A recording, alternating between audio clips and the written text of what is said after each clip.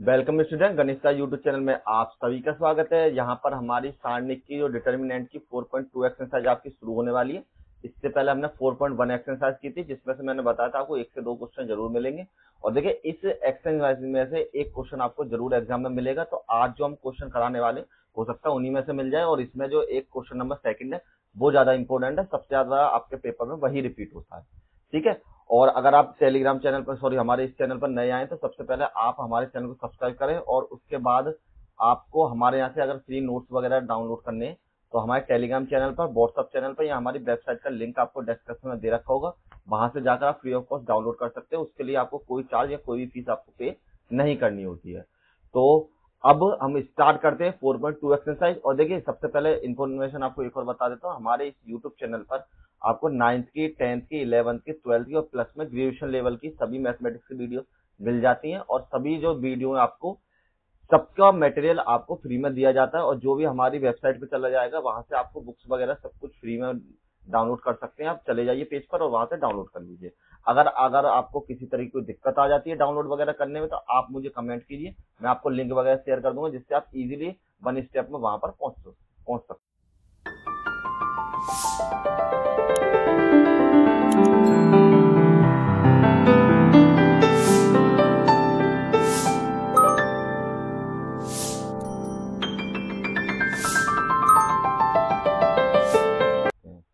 तो चलिए आज स्टार्ट करते हैं 4.2।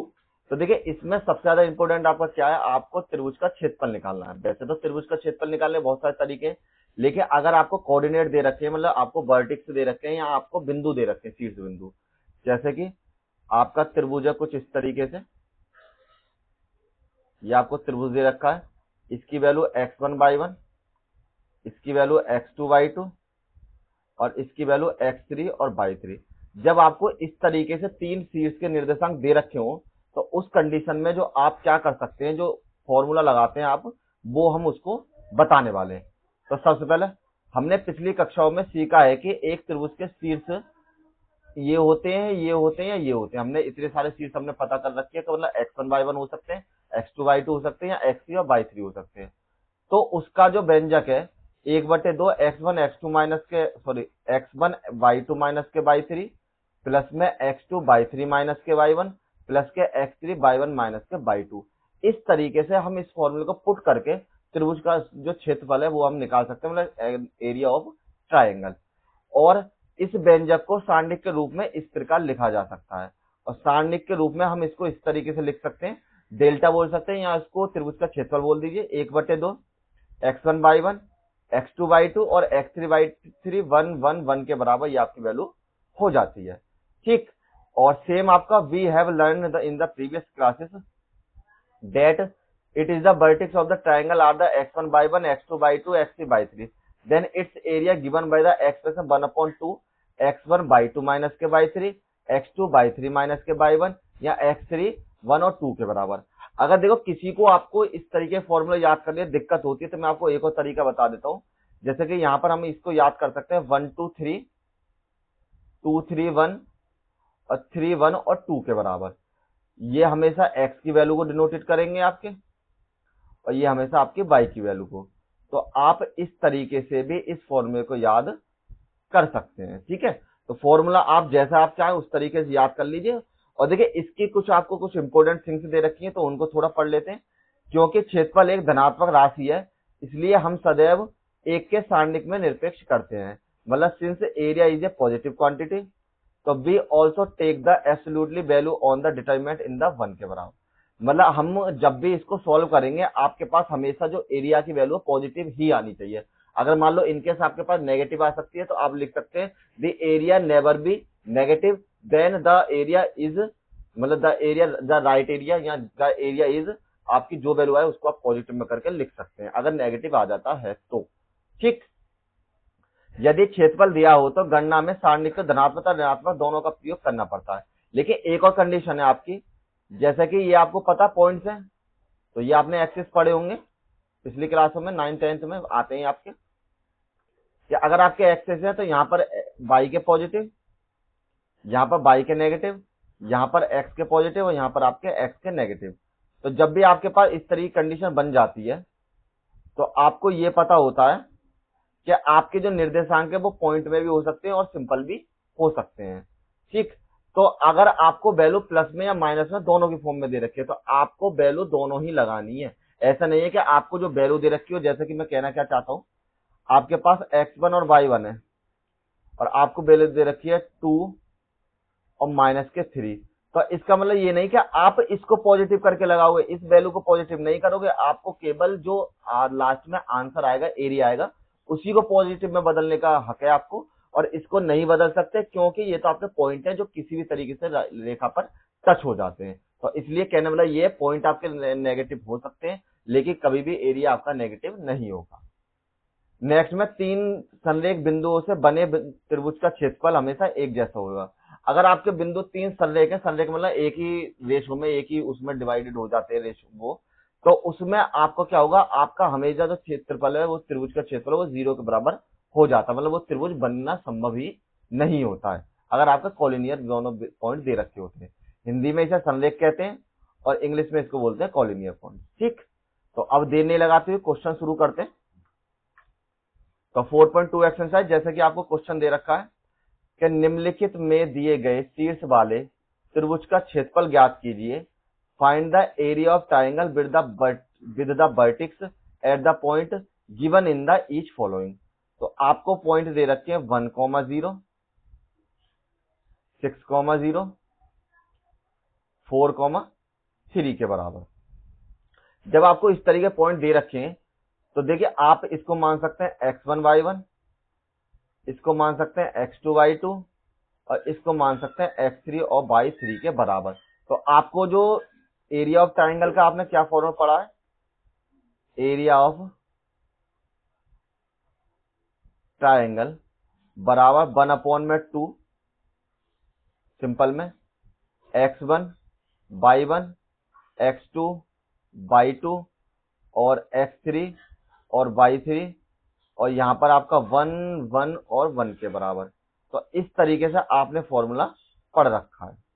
ठीक है, अब नेक्स्ट में आप क्या कर सकते हैं, आपको इसका सूत्र पता है, क्योंकि सूत्र आपका होता है 1/2 x1 y2 माइनस के y3 प्लस में x2 y3 माइनस के y1 और प्लस में x3 और y1 माइनस के y2 के बराबर। तो अब आप ऊपर जो पॉइंट दे रखे हैं आपको सभी वैल्यू ऑलरेडी गिवन है, तो हम सभी में से देख के वैल्यू पुट कर लेते हैं। तो यहाँ पर आपको वैल्यू 1/2, x1 की वैल्यू यहां से लगाइए तो ये आपका 1 के बराबर, y2 की वैल्यू यहां से लगाई तो 0, y3 की वैल्यू 3 के बराबर, प्लस में यहां से आपके x2 की वैल्यू 6 के बराबर, y3 की वैल्यू 3 के बराबर और y1 की वैल्यू आपकी 0 के बराबर, प्लस में जो आपके x3 की वैल्यू 4 के बराबर और ये भी 0, आपकी ये भी 0। तो सभी वैल्यू मैंने इन पॉइंट्स में से देख के पुट कर दी है। अब वैल्यू पुट करने के बाद आपको करना क्या है, नेक्स्ट में आप लिख सकते हैं 1/2 1 माइनस के 3 प्लस के 6 और 3 के बराबर प्लस के 4 और यहाँ पर 0 के बराबर। तो नेक्स्ट में आपकी वैल्यू यही 1/2 माइनस के 3 प्लस के 18 और यहाँ पर आपके वैल्यू 0 के बराबर। तो नेक्स्ट लाइन पर आपका जो एरिया हो जाएगा 1/2, यहाँ पर 15 बचेंगे और इसको आप लिख सकते हैं 15/2 वर्ग इकाई के बराबर, या फिर पर सेंटीमीटर यूनिट किस तरीके में, पर स्क्वायर यूनिट इस तरीके से आप लिख सकते हैं। और हमेशा आपका एरिया 2D डायमेंशन होता है इसलिए हम इस पे स्क्वायर लगा देते हैं और यही आपका आंसर होगा, चाहो तो आप चेक कर सकते हो। ठीक है, इसका सेकंड पार्ट करते हैं। सिंपल, बहुत सिंपल क्वेश्चन है, अगर आप थोड़ा सा भी ध्यान लगा के इनको कर लेंगे तो आपके 3 से 4 नंबर एकदम पक्के हो जाएंगे और एक क्वेश्चन आपको ऐसा मिलेगा।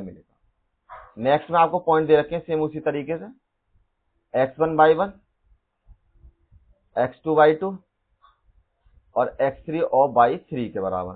तो आपको पता है एरिया बराबर होता है आपके पास 1/2 x1 y1 x2 y2 और x3 y3 के बराबर, x3 और y3 के बराबर। यहाँ पर आपके लिए x3 और y3 के बराबर और 1 1 1 के बराबर। हमेशा एक चीज और ध्यान रखना, आपको मैट्रिक्स ऐसे बनानी होती है, डिटरमिनेंट ऐसे बनाने पड़ता है। ये अंतर मैं पहले ही बता चुका हूँ हमेशा कि ये आपका मॉड ब्रैकेट में होता है, ये आपका स्क्वायर ब्रैकेट में होता है। तो बनाने से पहले आप ध्यान रखें कि आपको इसी तरीके से ये चीजें लिखनी होती हैं। अब सूत्र आपके पास क्या हो जाएगा, डेल्टा 1/2।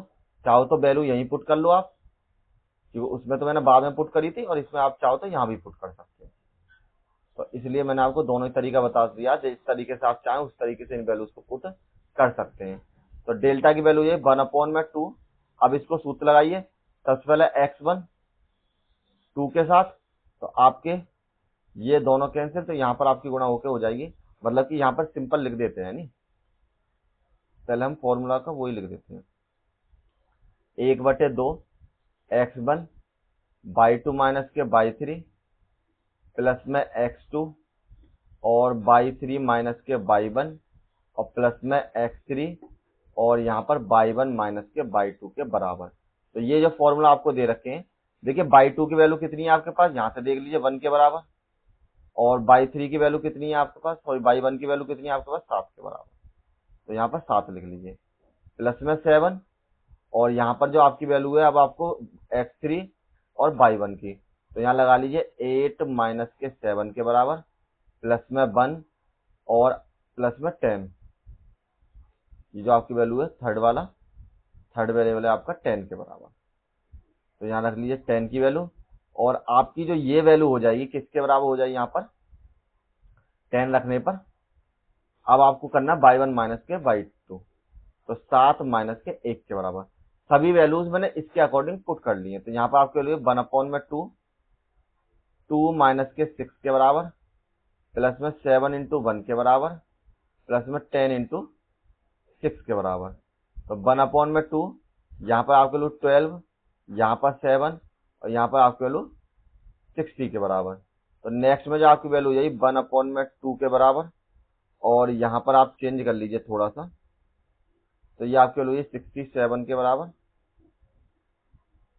और माइनस में 12 के बराबर। और नेक्स्ट में जो आप इसको सॉल्व करेंगे तो आपकी वैल्यू हो जाएगी यहाँ पर 1/2 और 65 के बराबर, और यहाँ लिख सकते हैं आप 65/2 वर्ग इकाई के बराबर, ये आपकी वैल्यू हो जाएगी। ठीक है, त्रिभुज का जो क्षेत्रफल है वो आपका इतना हो जाएगा। और देखिए एक चीज और बता देता हूं मैं आपको, अगर आप मान लो इस क्वेश्चन को फॉर्मूले के थ्रू नहीं करना चाहो, तो जैसे हमने प्रीवियस में एक्सपेंडिंग वाले क्वेश्चन करे, तो आप अगर चाहो तो उस तरीके से एक्सपेंड करके भी इस क्वेश्चन को सॉल्व कर सकते हो। जैसे कि आपके सामने वो हुआ करता था ना, मैं आपको डिटर्मिनेंट होता है। हाँ, एक चीज और बता देता हूँ, देखिए इंपोर्टेंट, डिटर्मिनेंट को हमेशा आपको मॉडुलस ब्रैकेट के अंदर ही लिखना, और जो आपकी बुक में तो खैर दोनों मिक्स कर रखे हैं, मैं आपको अलग से बता देता हूँ कि जब भी आपको मैट्रिक्स लिखनी हो, मतलब आप भी हो, तो आप हमेशा ऐसे लिखेंगे, और डिटरमिनेंट हमेशा आप इस तरीके से मोड ब्रैकेट में लिखे जाते हैं। जैसे कि मैंने आपको ये बताता x1 y1 और z1 और x2 y2 और z2 और x3 y3 और z3। तो जैसे ही प्रीवियस में हम क्या करते थे कि x1 लिया तो ये दोनों पैरेलल कैंसिल, y2 माइनस के z3, सॉरी y2 और z3 और माइनस के y3 और z2 के बराबर।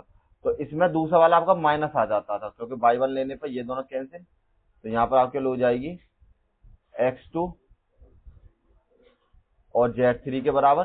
कहने मतलब मैं केवल इतना फोकस करना चाहता हूँ, तो उस वाले फॉर्मूले में आपको माइनस यहाँ लगाना पड़ेगा, तो इस वाले फॉर्मूले में आपको प्लस ही लिखना पड़ेगा। तो आप जिस तरीके चाहे उस तरीके से कर सकते हैं।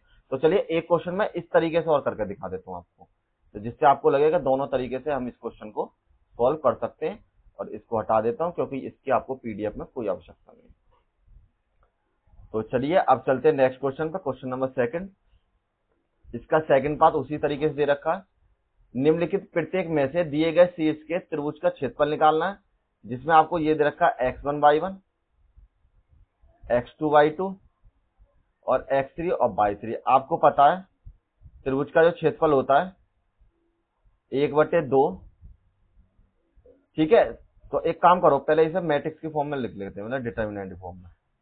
तो ये आपकी वैल्यू हो जाएगी यहाँ पर 1/2 और x1 y1 1 के बराबर, x2 और y2 ये भी 1 के बराबर, और x3 और y3 ये भी आपका 1 के बराबर। यदि आप फॉर्मूला कभी भूल जाएं तो सिंपल आप इस तरीके से कर देना। पहले हम इनका पॉइंट लगा लेते हैं, तो 2, 7 और 1 के बराबर, और यहाँ पर 1, 1 और 1 के बराबर, ये आपका 10, 8 और 1 के बराबर।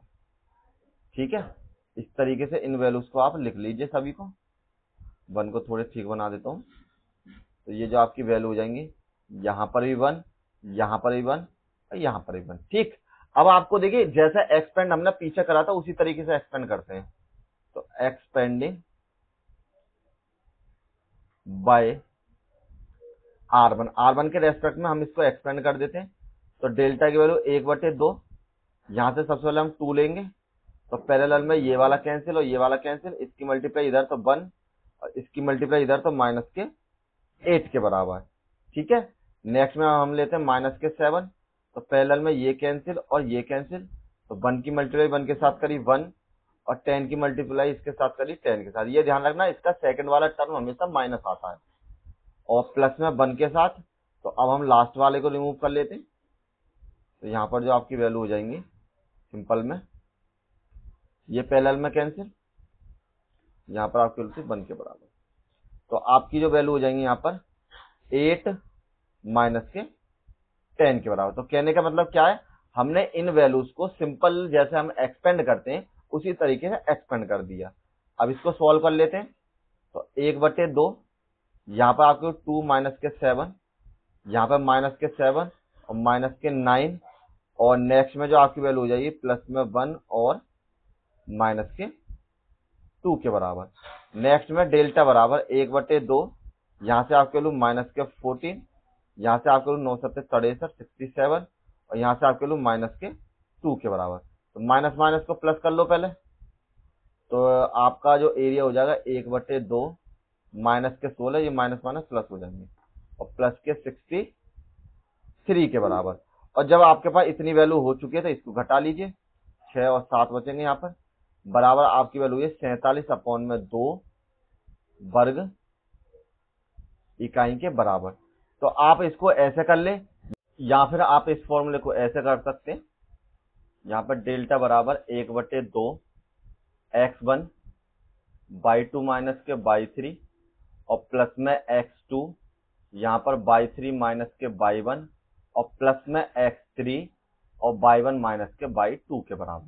तो इस तरीके से जब करेंगे आपकी वैल्यू 1/2, तो देखिए x1 की वैल्यू यहाँ पर 2 के बराबर और y2 की वैल्यू 1 माइनस के 8 के बराबर, प्लस में x2 की वैल्यू 1 के बराबर, यहां से देख के सारी वैल्यू पुट कर रहा हूं, और y3 की वैल्यू 8 माइनस के 7 के बराबर, प्लस में x3 की वैल्यू आपके पास 10 के बराबर, और y1 माइनस के y2 मतलब 7 माइनस के 1 के बराबर।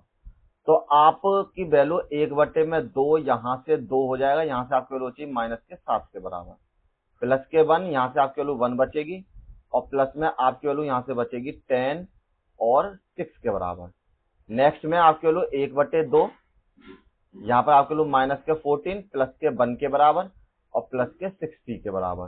तो यहाँ पर आपकी वैल्यू 1/2, इसमें से इसे माइनस किया तो -13 प्लस में 60 के बराबर, और जब आप इसमें से इसको माइनस करेंगे तो 1/2 47 के बराबर, और इसको भी लिख सकते हैं 47/2 वर्ग इकाई। तो आप जिस तरीके से चाहें उस तरीके से इस क्वेश्चन को कर लीजिए, चाहे इस वाले फॉर्मूले से एक्सपेंड करके, चाहे आप इस वाले फॉर्मूले से, दोनों तरीके से आंसर आपका सेम आएगा। लेकिन एक चीज जरूर ध्यान रखना, जब आप एक्सपेंड करोगे तो यहाँ पर आपका माइनस आना चाहिए जरूर, और जब आप इसमें सिंपल फॉर्मूला लगाओ तो सिंपल वैल्यू पुट करके आंसर आपको मिल जाना चाहिए।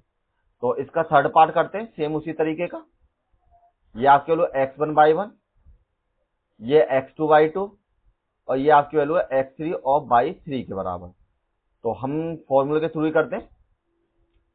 तो त्रिभुज का फॉर्मूला था 1/2 x1/1 x2/2 और x3/3, यहां भी 1, यहां भी 1 और यहां भी 1 के बराबर। डेल्टा की वैल्यू 1/2, यहां पर x1 y2 माइनस के y3 प्लस में x2 और y3 माइनस के y1 के बराबर, प्लस में x3 और y1 माइनस के y2 के बराबर। फॉर्मूले में पुट कीजिए अब सभी वैल्यूज को।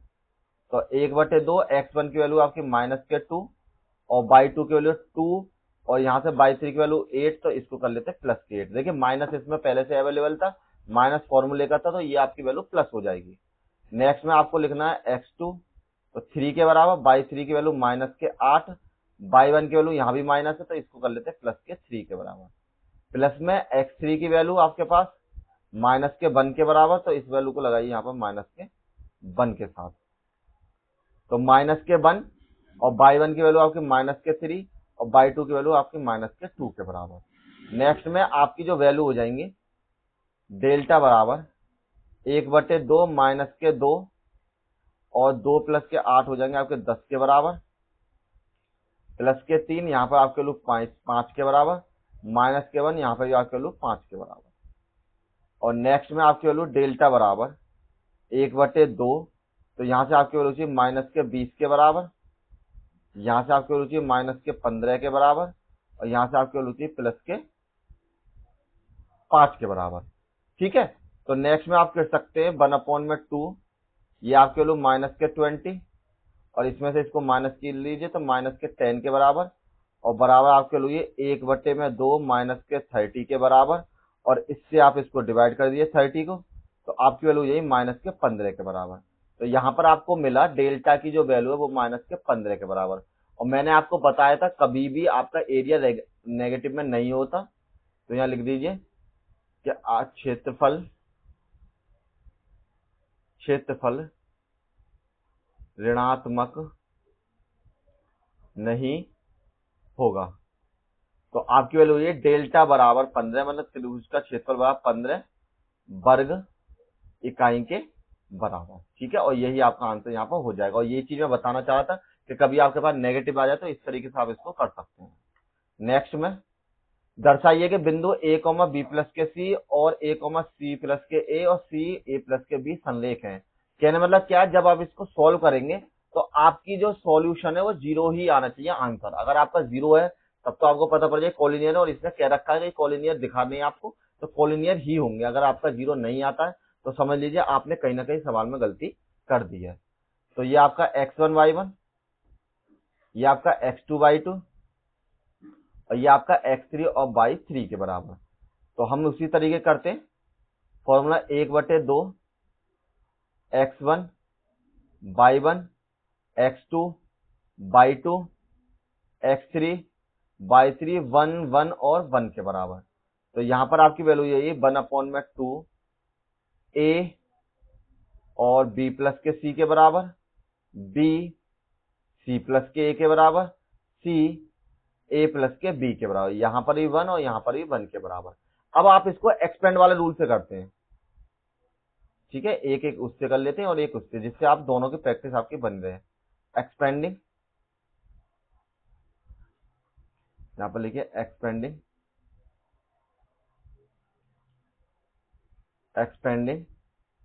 Bye R1। तो R1 के रेस्पेक्ट में हम इसको एक्सपेंड करते हैं। तो यहाँ पे आपकी वैल्यू ट्राइंगल बराबर 1/2, सबसे पहले लेते हैं a वाला पोर्शन, तो आपका ये भी कैंसिल और ये भी कैंसिल, तो इसकी गुणा हो जाएगी आपकी c प्लस के a के साथ, और इसकी गुणा इधर हो जाएगी, तो माइनस के a प्लस में b के बराबर। अगर अब भी आपकी समझ में ये रूल नहीं आया है तो हमारी प्रीवियस में वीडियो बनी हुई है जिसमें मैंने बिल्कुल एक्सपीरियंस से बता रखा, तो इससे प्रीवियस वाली वीडियो देखें, आपको समझ में आ जाएगा। नेक्स्ट में लेना b प्लस के c, क्योंकि एक्सपेंड करना है तो माइनस लेना पड़ेगा, पहला प्लस दूसरा माइनस। तो यहाँ लिखिए b प्लस के c, और ये कैंसिल और ये कैंसिल, तो इसकी गुणा इधर हो जाएगी, तो यहाँ पर b और माइनस के c के बराबर। प्लस में लास्ट वाली वैल्यू 1 के बराबर, तो ये दोनों आपके कैंसिल हो जाएंगे, और यहाँ पर जो आपकी वैल्यू हो जाएगी इसकी मल्टीप्लाई कीजिए इसके साथ, तो मतलब कि v की मल्टीप्लाई आपको करनी है a प्लस के b में, और माइनस के c की मल्टीप्लाई करनी है c प्लस के a में। तो सभी को मैंने एक्सपेंड करके यहाँ पर वैल्यू लिख ली है। अब इसको सॉल्व कीजिए। डेल्टा बराबर 1/2 a c प्लस के a माइनस के b, और यहाँ पर आपका एक बार प्लस में एक बार माइनस में यहाँ पे गुणा कर लीजिए, सिंपल जैसे आपको मन करे उस तरीके से कर सकते हैं। तो हम सिंपल फॉर्मूला लगा कर लेते हैं बी का स्क्वायर और सी का स्क्वायर। कौन सा फॉर्मूला, अगर नहीं याद हो तो यहाँ लिख देता हूँ, ए का स्क्वायर माइनस का बी का स्क्वायर बराबर ए प्लस के बी और ए माइनस के बी के बराबर। ठीक है, प्लस में 1 आपकी वैल्यू है यहाँ पर ए बी प्लस में बी का स्क्वायर माइनस के सी का स्क्वायर माइनस के सी ए के बराबर। ठीक, अब ए से ए कैंसिल हो जाएगा और मल्टीप्लाई करके इनको सॉल्व कर लो। तो 1/2 या इसमें मल्टीप्लाई करिए तो सी ए या ए सी कुछ भी लिख दीजिए, इसकी इसमें करिए तो माइनस के ए बी के बराबर, इसकी मल्टीप्लाई करिए माइनस के बी का स्क्वायर, इसकी मल्टीप्लाई करिए माइनस के सी का स्क्वायर, और यहाँ पर आपने मल्टीप्लाई करी तो यहाँ पर आपके होगी प्लस के ए बी प्लस के बी का स्क्वायर, और यहाँ से यहाँ प्लस हो जाएंगे आपका माइनस में सी का स्क्वायर और प्लस माइनस के सी ए के बराबर। अब देखिए ये प्लस ये माइनस ये प्लस ये माइनस ये प्लस ये माइनस और ये प्लस और ये माइनस, आपकी वैल्यू हो गई यहाँ पर डेल्टा बराबर 1/2 मल्टीप्लाई में 0 और डेल्टा की वैल्यू हो जाएगी आपकी 0 के बराबर।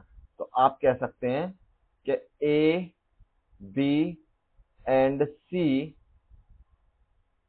Points are collinear. ठीक है, मतलब ए बी सी जो बिंदु है आपके संरेख हैं। और आज हम यहीं रुकते हैं क्योंकि इसके जो क्वेश्चंस हैं थोड़े से और है, वीडियो फिर ज्यादा लंबी हो जाए तो पहले आप इनकी प्रैक्टिस कर लें, और कल जो वीडियो आएगी इससे नेक्स्ट स्टेप हम करेंगे। और जब तक आप इनकी प्रैक्टिस करें, मिलते हैं next video. Thank you all of you.